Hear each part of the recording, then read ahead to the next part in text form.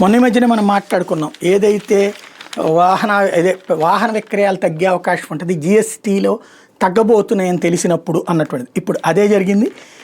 కొత్త జిఎస్టీ విధానంతో ధరలు తగ్గచ్చని ఆశావహించినతో కస్టమర్లు వాహన కొనుగోళ్లను వాయిదా వేసుకుంటున్నారు. దీంతో ఆగస్టులో ఆటో అమ్మకాలు తగ్గుముఖం పట్టాయి. ప్రస్తుత వాహన రంగం అత్యధిక పన్ను రేటు 28% స్లాబ్లో ఉంది. వాహన రకాన్ని బట్టి 1 నుంచి 22% పరిహార సెస్ కూడా విధిస్తున్నారు. చిన్న పెట్రోల్ కార్ల మీద 29% నుంచి ఎస్యూవీల మీద 50% వరకు పన్ను చెల్లించాల్సి ఉంది. జిఎస్ 2.0 విధానంలో అన్ని వాహనాలు ఒకే స్లాబ్లోకి ఉంచే అవకాశం ఉందని పరిశ్రమ వర్గాలు అంచనా వేస్తున్నాయి. ఈ నేపథ్యంలో కస్టమర్లు జీఎస్టీ ప్రకటన వెలువడే వరకు వేచి చూసే ధోరణి ప్రదర్శిస్తున్నారు.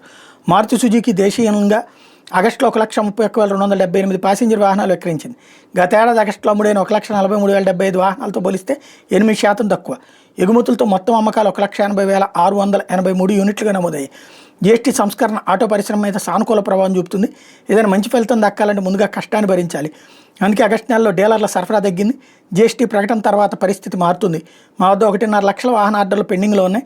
డీలర్ల వద్ద నిల్వలు 48 నుంచి 50 రోజులకు సరిపడా ఉన్నాయి అని మారుతి సుజుకి చెప్తోందన్నమాట.